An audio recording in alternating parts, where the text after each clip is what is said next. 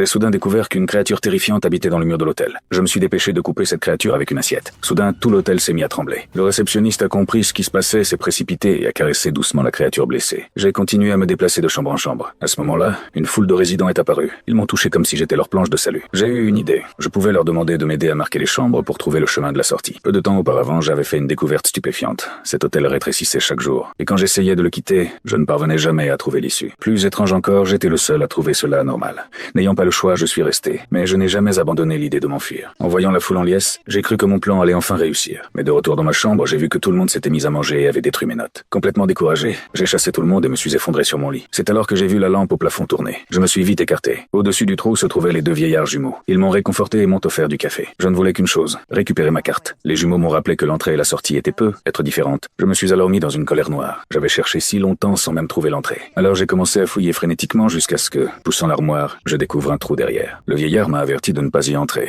qu'il y avait peu, être un danger. Mais pour la liberté, j'étais prêt à prendre le risque. J'ai aussi invité les vieillards à m'accompagner, mais ils ont préféré rester sur place. J'ai rampé à l'intérieur d'une paroi douce et duveteuse.